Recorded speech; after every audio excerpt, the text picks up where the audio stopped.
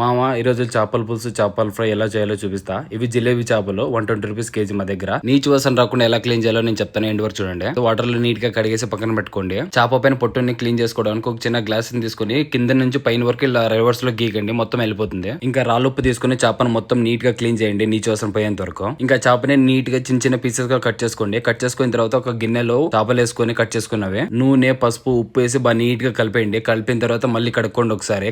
ఇలా కడిగితే మొత్తం నీచు వాసన అంతా పోతుంది. సో ఇంకా నీట్ గా క్లీన్ చేసుకున్న చేపలను తీసుకుని గిన్నెలో ఆయిల్ పోసుకుని అందులో నీట్ గా ఫ్రై చేసుకోండి. చేప విరగకూడదు, మొత్తం నీట్ గా అట్లానే ఉండాలి. ఇంకో చిన్న కడాయి తీసుకుని అందులో ఆయిల్ పోసుకుని మనం ఫ్రై చేసుకున్న చేపలన్నీ వేసుకుని మొత్తం అన్ని మసాలాలు వేయండి. ఉప్పు కారం మసాలా ధనియాల పొడి అన్ని వేసుకుని నీట్ గా విరుక్కోకున్నట్లు ఫ్రై చేసుకోండి. ఇంకా చేపల పులుసు రెడీ. తర్వాత ఒక గిన్నె తీసుకుని అందులో ఆయిల్ పోసుకుని ఆనియన్స్ గార్లిక్ ఎండుమిరపకాయలు ఫ్రై చేసుకుని పెట్టుకోండి. ఇంకా మనం నానబెట్టుకున్న చింతపండు రసం ని దీంట్లో పిండేసేయండి. మొత్తం అంతా చింతపండు రసం పిండిన తర్వాత కొంతసేపు ఉడకనిద్దాము, ఆ పులుపు అంతా పోయేంత వరకు. ఇంకా ఇలా ఉడికిన దాంట్లోకి మనం మసాలాలు వేసుకోండి. ఉప్పు కారం మసాలా ధనియాల పొడి గరం మసాలా కాసేపు అలా ఉడికించిన తర్వాత మనం ఫ్రై చేసుకున్న చేపలన్నీ తీసుకుని దాంట్లోకి వేయండి. ఇక్కడ మెయిన్ ఇంపార్టెంట్ ఏమంటే చేప ముక్క మాత్రం విరగకూడదు. మీరు గంట తీసుకొని కలబెట్టకండి. ఇంకా మన చేపల పులుసు రెడీ. దీన్ని మనం మార్నింగ్ తింటే ఆహా నెక్స్ట్ లెవెల్ ఉంటుంది అసలు.